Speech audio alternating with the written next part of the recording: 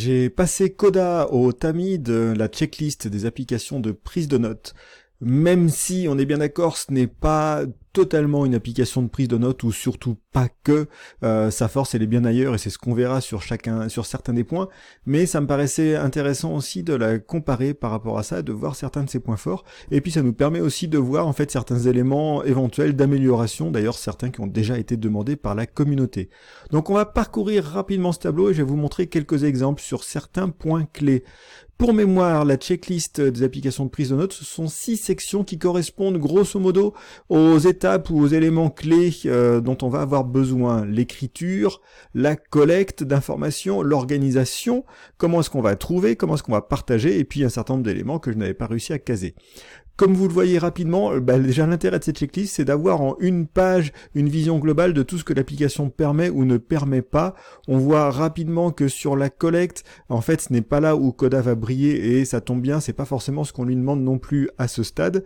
On voit que sur les recherches, il y a quelques progrès, sur l'organisation aussi. En revanche, des points forts sur l'écriture, on y reviendra principalement sur les tableaux et les modèles, des points intéressants sur le partage, et puis quelques points clés aussi sur cette partie-là. Quelques exemples, on va reprendre donc la partie écriture. À quoi ça va ressembler un document Coda? Ça va ressembler à ça. Là j'ai pris un exemple sur un des modèles qui est extrêmement bien fait, qui s'appelle le Gamestorming Toolkit. Et donc là, en termes de positionnement, on a les éléments qui sont globalement les uns sous les autres, un peu comme Evernote, avec cette différence qui est que... Hop là. Voilà, l'image est partie. On peut avoir une image et une vidéo à côté, mais sinon on est vraiment les éléments les uns sur les autres. On voit en revanche en termes de formatage qu'on a des possibilités pas trop mauvaises. On a différents niveaux de titres, on a à peu près toutes les possibilités de formatage. On n'a qu'une seule police de caractères, mais on a le choix des couleurs. Et bizarrement, ça passe assez bien. Et par contre, on peut jouer avec ce modèle ici qui est ce qu'on appelle le code. Donc ça fonctionne plutôt bien. On a accès à des checkbox dans les tableaux, donc pour faire des listes de tâches. Et vous voyez qu'ici, les checkbox vont fonctionner aussi sur l'ensemble de la ligne, et donc cocher, donc ça reste très visible. La force de Coda, clairement, dans son positionnement, c'est ici, j'ai mis 6 étoiles, c'est le calcul dans les tableaux. Coda est avant tout un document qui va héberger des bases de données complexes, des feuilles de calcul, mais de manière un peu différente, et donc c'est vraiment là où il va briller. Si je prends un exemple sur un autre modèle, on est ici sur un plan de vente, donc vous allez avoir la liste des clients, les volumes, qui est-ce qui s'en occupe et tout. Donc déjà, on a ce premier tableau ici qui va contenir toutes les données. Certaines des colonnes sont déjà des formules. Donc ici, on va avoir la formule qui est calculée ici. Ce qui est très intéressant aussi avec Coda, c'est que les formules sont dans la colonne et non pas dans la cellule. C'est le mode de fonctionnement. Donc déjà, chaque tableau lui-même va avoir ses propres formules, mais ensuite, dans le document lui-même, vous allez pouvoir faire référence au tableau. Donc finalement, les informations qui sont là sont totalement dynamiques et sont liées au tableau lui-même. Donc en termes de calcul, on a quelque chose qui est très puissant, très bien fait, et vous allez pouvoir ensuite, en plus, faire référence aux données d'un tableau à l'autre. Donc là, par exemple, avoir une vision client par client, c'est le même tableau qui a été renseigné une fois, on lui donne juste une vision différente. Donc ça, c'est un point clé. L'autre point, puisqu'on était dessus, c'est que Coda va aussi briller par le nombre de ses modèles. On est ici sur la page Templates, et là, vous allez avoir tous les modèles qui sont disponibles pour commencer à démarrer des documents sur Coda. Ça vous permet justement de voir la richesse des possibilités. Donc clairement, là-dessus, on va aller très loin. Si on continue d'explorer notre checklist, les autres éléments au niveau de la collecte, j'ai mis une petite étoile sur le clipper. Il n'y a pas de web clipper aujourd'hui. Le point a été demandé par les équipes. En revanche, là où on peut ruser, c'est qu'on peut copier un article, un lien vers une page internet et l'utiliser en 4 modèles différents, ce qui est ici.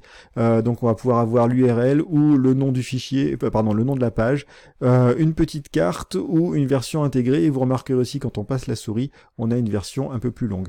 Donc ça vaut pour moi une étoile, ce n'est pas un clipper, mais on a quelque chose qui se rapproche de ce que Notion faisait aussi. Donc c'est pas si mal. Je continue la checklist. Sur la partie organisation, on a les notions de raccourcis vers les notes, donc vers les documents ou à l'intérieur. On a deux niveaux de raccourcis. On a ici les documents qui sont étoilés, donc que j'ai soit dans la partie étoilée, soit je les voyais aussi ici qui apparaissent, mais aussi à l'intérieur des documents, on va pouvoir créer des raccourcis. On appelle ça des shortcuts dans le document lui-même, et donc mettre une section en avant. Donc ce n'est pas si mal.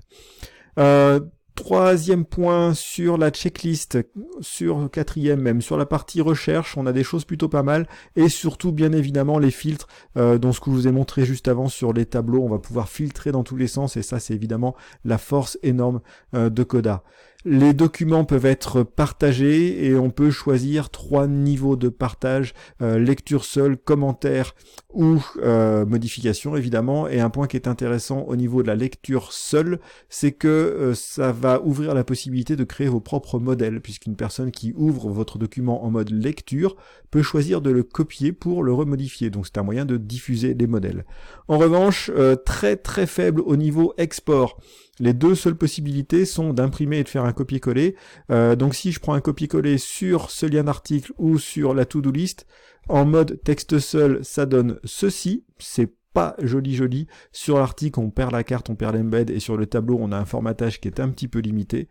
Si je le mets sur une application un peu plus travaillée en termes de formatage, donc par exemple sur un Google Doc, on retrouve là les liens pas trop mal sur la partie du titre et un tableau un peu formaté, mais dans tous les cas, on va perdre la qualité du formatage de Coda. Donc au niveau export, c'est pas vraiment la force de l'application aujourd'hui.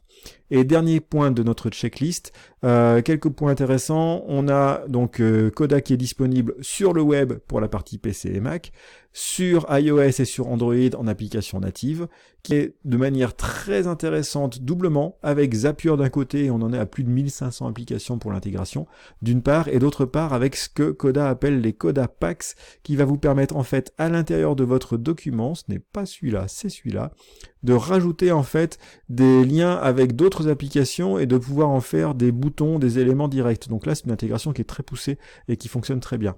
Donc au niveau intégration prix également, Coda est totalement gratuit aujourd'hui. Il y aura peut-être une version payante un jour, mais il y aura toujours une version gratuite. Donc aujourd'hui, c'est un avantage concurrentiel très fort. Et dernier élément sur l'emplacement des données, Coda stocke vos documents dans Google Docs, enfin dans Google Drive en l'occurrence. Donc ils vous font un compte Google et l'emplacement des données est à peu près le même que ce qu'on pourrait avoir sur Evernote. Les données sont encryptées de bout en bout quand vous les envoyez et quand vous les récupérez et sont sauvegardées sur des serveurs à côté. Donc normalement, c'est assez bien protégé. Donc voilà, au final, même si nous sommes d'accord que Coda n'est pas forcément une application de prise de notes, ou en tout cas pas seulement, il est bien plus puissant sur d'autres éléments, en tant qu'application de prise de notes, voilà ce que ça donne sur notre checklist. On a vu, finalement, le Clipper est déjà demandé dans la communauté. Là, il y a des choses qui pourraient être travaillées sur les recherches un jour, qui pourraient être pas mal aussi, et je pense sur l'export, il pourrait faire quelques progrès, donc ça nous donne quand même une lecture assez intéressante.